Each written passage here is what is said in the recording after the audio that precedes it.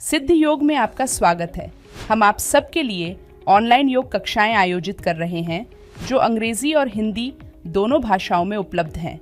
हम प्रत्येक दिन सुबह 5 बजे से रात 10 बजे तक 12 अंग्रेजी और 4 हिंदी की कक्षाओं के साथ आपके लिए उपस्थित हैं, ताकि आपको प्रत्येक दिन सही समय पर योग का अभ्यास करने में सुविधा हो।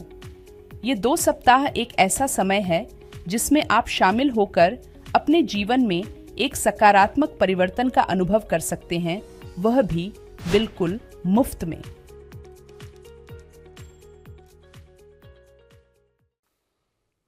दोस्तों, क्या आपके हिप जॉइंट्स, आपके नी जॉइंट, आपके एंकल जॉइंट, जो आपकी लोअर बॉडी है, आपके शरीर का जो नीचे वाला पार्ट है, उसके जो जोड़ हैं वो बहुत ज़्यादा स्टिफ हैं, बहुत ज़्यादा टाइट हैं।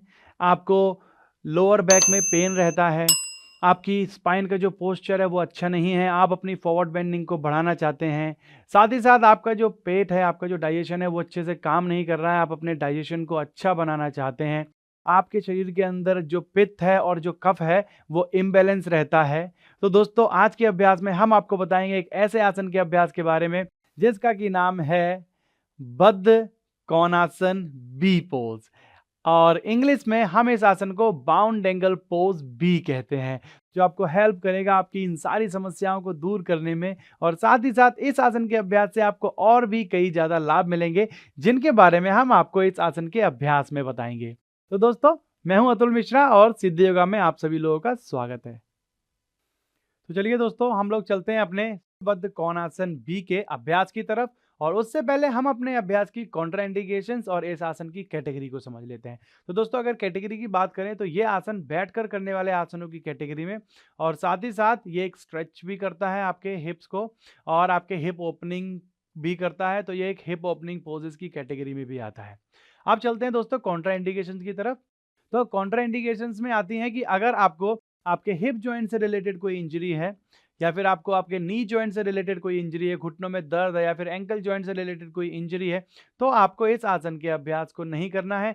साथ ही साथ अगर आपको बैक पेन की समस्या है, कमर में आपको दर्द है, तो भी आप इस आसन के अभ्यास को नहीं करेंगे, क्योंकि इसमें फॉरवर्ड बेंडिंग होती है, और जब आपको कमर में दर्द रहता है तो आपको फॉरवर्ड बेंडिंग नहीं करनी होती है। तो ये थी दोस्तों कॉन्ट्राइंडिकेशंस। आप चलते हैं अभ्यास की तरफ, और अभ्यास की तरफ जाने से पहले हम लोग इस आसन के लिए प्रिपरेटरी प्रैक्टिस और प्रिपरेटरी आसनास को प्रैक्टिस कर लेते हैं। तो दोस्तों, इस आसन के अभ्यास के लिए जो प्रिपरेटरी आसन है वो है हमारा बद्ध कोणासन, और हमारा नेक्स्ट जो है वो आता है बटरफ्लाई। तो बद्ध कोणासन और बटरफ्लाई। तो हमें क्या करना होता है, अपने दोनों पैरों को आप इस तरीके से मिला लीजिए, अपनी हील्स को अपने पेल्विस के पास लेके आ जाएंगे। तो ये आप इस तरीके से, आपको दोनों हाथों से अपने फीट को इस तरीके से पकड़ लेना है, अपने पैर के अंगूठे उंगलियों को मिलाकर, एड़ियों को मिलाकर, कमर को सीधा रखना होता है, कोई भी इस तरीके से नहीं बैठेगा। तो ये हमारा जो है बद्ध कोणासन की प्रैक्टिस हो जाती है इस तरीके से। तो ये आसन आपका प्रिपरेटरी पोस्चर है आपके बद्ध कोणासन बी के अभ्यास के लिए। अब इसमें नेक्स्ट हमें क्या करना होता है, हमारा जो नेक्स्ट आसन है वो है बटरफ्लाई। तो बटरफ्लाई में हमें इस तरीके से अपने नीज को अप एंड डाउन मूव करके अपने हिप जॉइंट्स को, अपने एंकल जॉइंट्स को और अपने नी जॉइंट्स को वार्म अप करना होता है। बहुत ज़्यादा हेल्प मिलती है इससे, आपकी जो बॉडी है वो हीट होती है, मसल्स जो है वो हीट होती है, जिससे उनकी फ्लेक्सिबिलिटी अच्छी हो जाती है। और जब आप बद्ध कोणासन बी का अभ्यास करते हैं तो आप अच्छे से आगे की तरफ झुक पाते हैं। तो चलिए, इस तरीके से आपको प्रैक्टिस करनी है। आप करीब 30 सेकंड से 40 सेकंड तक आप इस तरीके से मूव करके प्रैक्टिस कर सकते हैं। तो ये दोनों प्रैक्टिसेस आपको करनी है अपने अभ्यास को करने से पहले, और जब आप इन प्रैक्टिसेस को कर लेते हैं तो आप चलेंगे अपने अभ्यास की तरफ। तो देखिए, सबसे पहले हमारा पोस्चर आता है दंडासन, क्योंकि ये आसन बैठकर करने वाले आसनों की कैटेगरी में आता है, और बैठकर करने वाले जो भी आसन है उनका अभ्यास हम दंडासन से शुरू करते हैं। तो चलिए, बद्ध कोणासन यानी कि बाउंड एंगल पोज बी की तरफ चलते हैं, कैसे इसका अभ्यास करेंगे हम। और साथ ही साथ यहाँ पर मैंने कुछ प्रॉप्स भी रखी हैं, अपनी ब्लॉक्स और बॉल्स, इसका भी हम यूज करेंगे अपने बद्ध कोणासन के लिए, बद्ध कोणासन बी के लिए। तो क्या करना है, पहले अपने दाएं पैर को अपने घुटने से बैंड करेंगे, अपने पेल्विस के नीचे रखेंगे अपने दाएं पैर की एड़ी को, अपने बाएं पैर की एड़ी को बैंड करेंगे, और दोनों पैर की जो एड़ियां हैं उसको अपने पेल्विस के नीचे लाने का ट्राई करना है। जिन लोगों को घुटनों में थोड़ा बहुत दर्द है या फिर इंजरी है और वो इसका अभ्यास करना चाहते हैं, तो वो लोग बहुत ज़्यादा बैंड नहीं करेंगे अपने घुटनों को, बहुत ज़्यादा प्रेशर नहीं डालेंगे। अब दोनों पैरों को बेंड करने के बाद सबसे ज़रूरी चीज़ है कि आपकी जो स्पाइन है वो सीधी होनी चाहिए। अगर आपकी स्पाइन सीधी नहीं हो रही है तो आप बहुत ज़्यादा बेंड ना करें अपने घुटनों को, जिससे आपको हेल्प मिलेगी अपनी स्पाइन को सीधा रखने में। ठीक है? तो सबसे ज़रूरी चीज़ कि आपको अपनी कमर को सीधा रख के बैठना है इस आसन के अभ्यास में। और बद्ध कोणासन बी यानी कि बाउंड एंगल पोज बी के अभ्यास के लिए हमें फॉरवर्ड बेंडिंग करनी होती है। ठीक है? तो अभी स्टार्टिंग में क्या है कि आपकी फॉरवर्ड बेंडिंग इतनी अच्छी नहीं होगी, साथ ही साथ आपके हिप और हैमस्ट्रिंग मसल जो है वो बहुत ज़्यादा टाइट होंगे स्टार्टिंग में, तो आप आगे की तरफ नहीं झुकेंगे। बहुत से लोगों के लिए दिक्कत आई कि वो सीधा भी नहीं बैठ पाएंगे। तो सबसे पहले आपको आगे झुकने से पहले अपनी कमर को सीधा रखना सबसे ज़्यादा जरूरी है। तो जब तक आपकी कमर सीधी रखकर आप इस आसन के अभ्यास में नहीं बैठ पा रहे हैं, तब तक आपको आगे झुकने की प्रैक्टिस नहीं करनी है। सबसे पहले आपको कमर को सीधा रखने की प्रैक्टिस करनी है इस आसन के अभ्यास में। अब हमारे प्रॉप्स आ जाते हैं, हम प्रॉप्स का यूज करके फॉरवर्ड बेंडिंग करेंगे। तो हमें चाहिए होगा हमारा योगा बॉल्स्टर और साथ ही साथ हमें चाहिए होगी हमारी एक योगा ब्लॉक। तो हमें क्या करना है, हमें अपने पैरों को थोड़ा आगे की तरफ कर लीजिए, जिससे कि आप आगे भी आराम से झुक पाएंगे और आपके घुटनों पर और एंकल जॉइंट्स पर बहुत ज़्यादा प्रेशर भी नहीं पड़ेगा। और आपका जो बॉल्स्टर है उसको आपको अपने पेल्विस के पास रख लेना है और इस तरीके से आप ब्लॉक पर रख दिए। तो ये इस आसन की एक रेस्टोरेटिव वेरिएशन है जो कि बहुत ज़्यादा हेल्प करती है आपको बड़े ही आराम से इस आसन को करने में, और साथ ही साथ बहुत ही ज़्यादा रिलैक्स भी करती है आपकी बॉडी को स्ट्रेच करने के साथ साथ। तो इस तरीके से आपको पोजिशन ले लेनी है और आपको दोनों हाथों को साइड से रखना है। गहरी श्वास अंदर भरनी है, पहले चेस्ट को बाहर करेंगे, श्वास छोड़ते हुए धीरे धीरे आपको हाथों को आगे की तरफ मूव करना है। और सबसे पहले आपका जो पेट है उसको बॉल्स्टर से टच करेंगे, अपनी चेस्ट को बॉल्स्टर से टच करेंगे, अपनी चिन को बॉल्स्टर से टच करेंगे। आप इस तरीके से इस आसन का अभ्यास करेंगे। अगर पॉसिबल है तो एल्बोज को टच कर दीजिए, अगर नहीं हो रहा है तो आप इस तरीके से प्रैक्टिस कीजिए। अगर आपकी चिन टच नहीं हो रही है तो आप यहाँ पर प्रैक्टिस करें, ब्रीथिंग पर ध्यान दें। धीरे धीरे जैसे जैसे आपकी बॉडी स्ट्रेच होती जाएगी तो आप धीरे धीरे आगे की तरफ अपनी बॉडी मूव कर सकते हैं, क्योंकि ये रेस्टोरेटिव पोज है।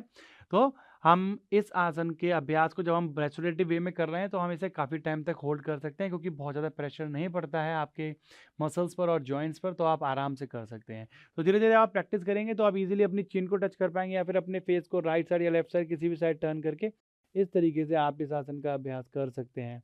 तो यहाँ ये ईजियर वे है इस आसन में अपनी फॉरवर्ड बेंडिंग को बढ़ाने का, और आप काफ़ी समय तक होल्ड कर सकते हैं। ये आपके ब्रेन को काम करने में बहुत ज़्यादा हेल्प करता है। साथ ही साथ आपके हिप जॉइंट्स, नी जॉइंट्स और एंकल जॉइंट की फ्लेक्सिबिलिटी को बढ़ाता है, फॉरवर्ड बेंडिंग को बढ़ाता है, आपके डाइजेशन को बेटर बनाता है, और साथ ही साथ आपके स्वादिष्ठान चक्र को भी एक्टिवेट करने में, आपके मूलाधार चक्र को एक्टिवेट करने में बहुत ज़्यादा हेल्प करता है। तो अभी बॉल्स्टर को साइड कर देते हैं। अभी हम केवल ब्लॉक के साथ करेंगे प्रैक्टिस। ठीक है? तो दूसरी जो हमारी प्रैक्टिस है, जो नेक्स्ट स्टेप आता है वो आता है ब्लॉक्स के साथ। तो आपको क्या करना है, पहले बटरफ्लाई पोज। ठीक है? आपकी कमर सीधी नहीं हो पा रही है तो पैरों को थोड़ा आगे की तरफ करके कमर सीधी कर लीजिए। अगर आपकी कमर सीधी हो पा रही है तो आप हील्स को अपने पेल्विस के पास ले आइए। फिर आपको श्वास भरते हुए दोनों हाथों को ऊपर की तरफ उठाना है, श्वास छोड़ते हुए दोनों हाथों को ब्लॉक्स पर रखिए। इस तरीके से आप मेरी बैक की पोजीशन देख सकते हैं। इस तरीके से आपको बैक की पोजीशन रखनी है, कोई भी इस तरीके से नहीं करेगा। अगर आपकी बैक इस तरीके से हंच हो रही है तो आप ब्लॉक्स को पीछे ले आइए, पहले कमर को सीधा कीजिए। ठीक है? फिर धीरे धीरे आप ब्लॉक्स को मूव करके इस तरीके से फॉरवर्ड बेंडिंग के लिए ट्राई कर सकते हैं। तो जैसे जैसे आप की फ्लेक्सिबिलिटी बढ़ती जाती है, आप ब्लॉक्स की पोजीशन भी चेंज कर सकते हैं। जैसे आगे की तरफ रखा है, फिर आप इस तरीके से चेंज करके कर सकते हैं। जैसे और आपकी धीरे धीरे प्रैक्टिस जब आप करते हैं कुछ दिनों तक, तो उसके बाद आप चाहें तो आराम से ब्लॉक के साथ इस तरीके से भी प्रैक्टिस कर सकते हैं। तो धीरे धीरे अपनी फ्लेक्सिबिलिटी के अकॉर्डिंग जैसे जैसे आपकी शरीर का लचीलापन बढ़ रहा है, आप इस आसन के अभ्यास में आगे की तरफ जा रहे हैं, आप ब्लॉक्स को डाउन करके फॉरवर्ड बेंडिंग को बढ़ा सकते हैं। बस ध्यान रहे कि इस तरीके से ना करें, आपको बैक को हंच नहीं करना, आपको लोअर बैक का यूज करना है आगे झुकने के लिए, क्योंकि ये जो तरीका है ये गलत है इस आसन को करने का। यहाँ से अगर आप करेंगे, अगर आप बैक इस तरीके से आपकी हंच होती है तो आपको आपके हिप्स और हैमस्ट्रिंग मसल्स में कोई भी स्ट्रेच नहीं आएगा, ना तो आपके हिप्स की फ्लेक्सिबिलिटी बढ़ेगी। तो इसलिए आपको लोअर बैक का यूज करना होता है। जब आप लोअर बैक का यूज करते हैं तो आपकी जो है फॉरवर्ड बेंडिंग इंक्रीज होती है और हिप्स और हैमस्ट्रिंग मसल्स में अच्छा स्ट्रेच आता है इस आसन के अभ्यास में। तो आप इस तरीके से ब्लॉक्स के साथ प्रैक्टिस करेंगे। ठीक है? जब थोड़े समय तक ब्लॉक्स के साथ प्रैक्टिस करते हैं, फॉरवर्ड बेंडिंग बढ़ने लगती है। अब हम चलेंगे इस आसन के फाइनल पोज की तरफ। तो इस पोजीशन में रहना है। आपको क्या करना है, फिर अपने दोनों हाथों से आप अपने दोनों पैर के अंगूठे और उंगलियों को पकड़ लीजिए।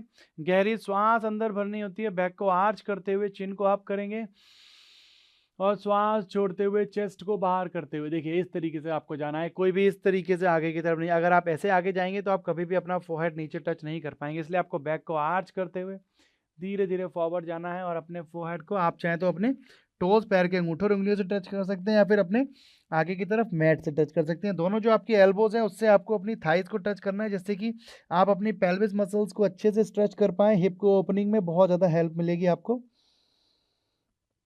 और फाइनल पोज में सबसे जरूरी चीज़ कि आपको अपनी ब्रीथिंग, श्वास प्रश्वास को कंटिन्यू रखना है। कोई भी अपनी ब्रीथिंग को होल्ड नहीं करेगा, ठीक है। श्वास लेते रहिए, छोड़ते रहिए। आप चाहे तो चिन को टच करने का ट्राई कर सकते हैं, थोड़ी और आपको फॉरवर्ड बेंडिंग करने में हेल्प मिलेगी, थोड़ा और अच्छा स्ट्रेच आएगा आपके एंकल जॉइंट, नी जॉइंट्स और हिप जॉइंट्स में। तो आप अपनी चिन, नोज, फोरहेड कुछ भी टच कर सकते हैं नीचे। वापस आने के लिए श्वास भरते हुए आपको ऊपर आना है, श्वास भरते हुए आपको वापस आना है। फिर अपने दोनों पैरों को एक एक करके सीधा कर दीजिए और आप इस तरीके से अपने एंकल जॉइंट्स को रिलैक्स कर दीजिए। उसके बाद क्योंकि आपके एंकल जॉइंट्स में काफ़ी अच्छा स्ट्रेच आता है, तो आपको अपने एंकल्स को रिलैक्स करना है, अपने नीज को रिलैक्स करना होता है। आप इस तरीके से अपने हिप्स को भी, मसल्स को रिलैक्स कर सकते हैं, क्योंकि काफ़ी अच्छे से स्ट्रेच होती हैं ये आपकी मसल्स। फिर सामने की तरफ बैठ जाते हैं। तो दोस्तों ये हमने आपको दी जानकारी आपके बाउंड एंगल पोज बी यानी कि बद्ध कोणासन बी। ये भी एक वेरिएशन आपके बाउंड एंगल पोज की, इसलिए हमको बाउंड एंगल पोज इसको बी बोलते हैं। तो दोस्तों इस आसन की प्रैक्टिस आपको स्टार्टिंग में आपको जो हमने बताया है, इसकी जो प्रिपरेटरी प्रैक्टिस और इसके जो प्रिपरेटरी आसना है उनको करना है। सबसे पहले आपको, जब तक आप प्रिपरेटरी प्रैक्टिस और प्रिपरेटरी आसन नहीं करेंगे तब तक आप अपनी बॉडी को प्रिपेयर नहीं कर पाएंगे।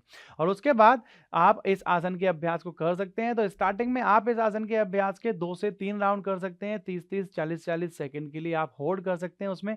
और जो आपको प्रॉप्स का यूज बताया है, जो आपको स्टेप बताए हैं, उसी स्टेप के साथ आप प्रैक्टिस करें, जिससे कि आपको इसके और भी ज़्यादा लाभ मिलेंगे। और ये आसन आपके पित्त और कफ को बैलेंस करने में बहुत ज़्यादा हेल्प करता है। जिन लोगों में हमारे जो त्रिदोष होते हैं, वात, पित्त और कफ, तो ये जो आसन है वो आपके पित्त और कफ को आपके शरीर के अंदर बैलेंस करने में बहुत ज़्यादा हेल्प करता है। तो दोस्तों मैं आशा करता हूं कि इस सारी जानकारी के साथ आप अच्छे से इस आसन का अभ्यास कर पाएंगे और इस आसन के सभी लाभों को आप ले पाएंगे। तो चलिए आप कीजिए इस आसन का अभ्यास। हम मिलते हैं आपसे अगले अभ्यास में, तब तक के लिए नमस्कार।